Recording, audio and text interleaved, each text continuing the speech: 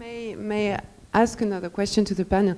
I think one of the major problems we're facing, and we really experience that with the safe harbor decision and with all the discussion around data protection regulation and this consultation on online platform, is that there is a gap, and a growing gap, between what's existing in the market and what technology can provide, and even what the consumer wants, because it's still unclear from consumer market research what the consumer wants and what they are afraid of. And if you hear it from the legal perspective or from the marketing perspective, you hear different answers to this question. So I think that the clever ones are going to be the ones who are able to bring business solutions, who can bridge this gap between the legal decisions and the developments and what the technology can provide to the users. And the whole question of this consultation of online platforms, the first question was, what is a platform? And we still don't have the answer to that. And if a platform is, goes from Caramigo that was presented yesterday to Airbnb and to mainly what you are doing as the Yellow Pages providers, you could be qualified as a platform too. So this is the first question, is to say, what is the definition and what legal scope are we talking about? And it's the same with data protection. Just clarify what's at stake in the classification of platform. If you're not classified as a platform, what happens versus... Yeah, so just to tell you a bit about the legal process. So the Commission just initiated a public consultation.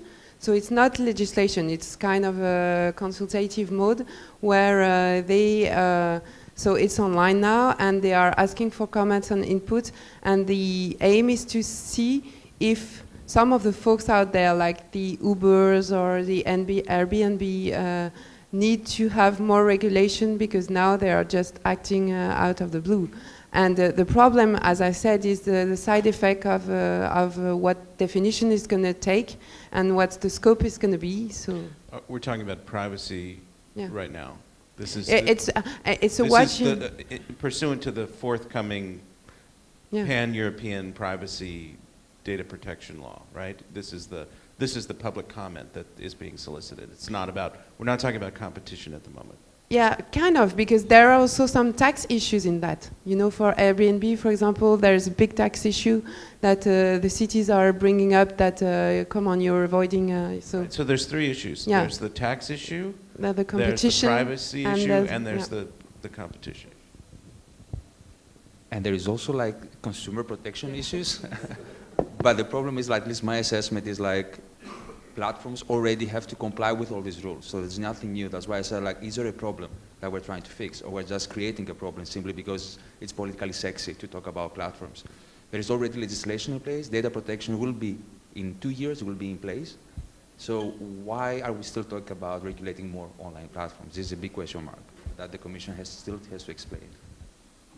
Maybe one point regarding that idea of regulation. I think one of the reasons why the European Commission is actually walking this way is because most of the Europe don't have a clear answer to what's happening based on Google and Facebook and other multinational companies being present on the European soil. We don't have the answer from the industry side. We don't have the answer because there are no such European Googles in Germany, France, and other countries which would actually compete with them with the same product and could actually fight for the same users. There are no such examples on the European soil, except one country, which is Czech Republic, because there are 4 countries in the world where Google is not the dominating player. I could mention them. It's China, it's Russia, it's North Korea, and the Czech Republic. And the reason why it's not true in the Czech Republic is because of our company, Seznam CZ, which is running search engine for almost 18 years at the moment. And we have 60% of the market share on the market in the Czech Republic. And 90% of all the Czech people who are online are visiting our services. So actually, we don't have that experience that other countries in Europe has. Because obviously, there is a competition in Czech Republic.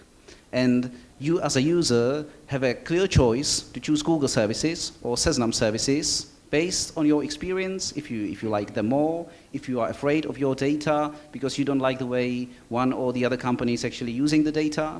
So you have the option. You actually don't have the option in Germany, you don't have the option in France and other countries in the EU. So I think this is one of the biggest problems that Europe is actually trying to solve. We don't have the answer, except one country, which is just 10 million people.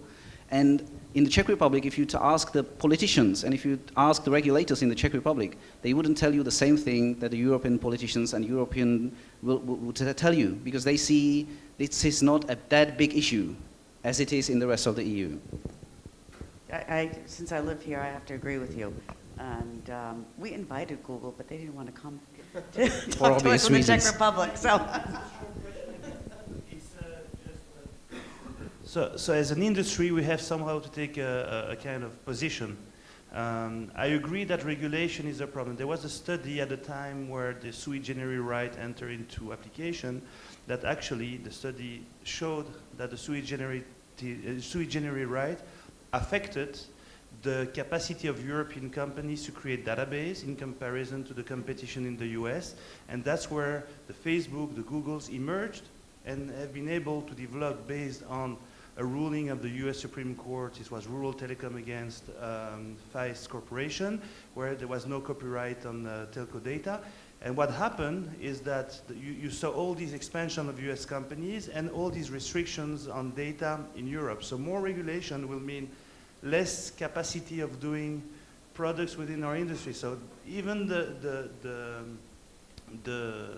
decision now and the ruling might affect, you think that it might affect US companies, but there's a high probability that it will affect much more the European companies than the US companies. It's a certainty. And so we have to take a certainty. position. What do you think should be the position, and it's a question to all of you, should be the position that this association should defend towards more regulations, rather lifting regulations? Lifting. From my point of view, definitely lifting. And that's the reason why we force the Czech politicians to be loud and clear in Europe, saying we in Czech Republic have a clear experience that every single other regulation that we put in place is affecting companies like Seznam, which is trying to compete with Google.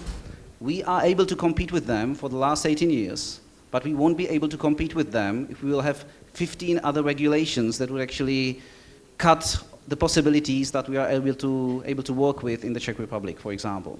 So I think that's a great question to kind of close out this panel a little bit, and we have time with lunch for more discussions. Nikki, first. Okay, just a very brief comment to that. The problem is that we have in Europe a huge difference between policy making and the citizens, and the citizens are, they have the problem of data protection. What's happening to my data? They have the problem of the OTT players because they are like dominating local markets, and there all these restrictions come from, and politicians tend to follow the citizens, even though this is not in favor of the economy and of the development of business and new players for Europe. So we will lag behind for the future, definitely. Steph, to close it out, Yeah. So I think I'd like to ask you, just each one of you, what you feel is the most pressing issue. What is your biggest concern personally that's going on right now? Well, I think the biggest concern right now is, of course, the safe harbor, because a single customer could stop Microsoft from providing Microsoft 360 in Germany, for example. Just a single customer. And I think this is really a problem for companies like that. And actually, we are relying on services that are US-based. I mean, let's face it, that's the way. It gives us a certain chance to rethink and to redevelop and think what we could do in Europe, but it can't be done from one day to the other. It will take time. Perhaps a bit influenced from the cases I've been working over the last couple of years as well. I would say probably, given the importance of data, which Stephanie also introduced in the beginning of this panel, that especially because data and data analytics are so important, remain so important these days, I think the accumulation of personal data with one single company, which in turn creates a dominance perhaps in the market and then raises all sorts of competition issues. I would probably say that that would be my number one. Number one would be, of course, safe harbor right now is really like the imminent one, and what's important is that we should have guidance from the Data Protection Authority as soon as possible so that companies can decide how to proceed with transfer of data. And number two, we need a rapid conclusion of the Google antitrust case at EU level, also to show that competition law enforcement works and that we do not need more regulation. We already have the tools. If they're properly enforced, they can be effective. I would say it more general. I think the biggest problem for us is that we are not trying to improve the legislation for the industry. We are just trying to defend Europe against everyone else who is at the moment more successful on the European ground than we are in the same industry. And I think this is the biggest problem. We need to switch from the defend mode to improving mode. And that's the moment where the things will become much easier for everyone. Steph, do you need to wrap it up?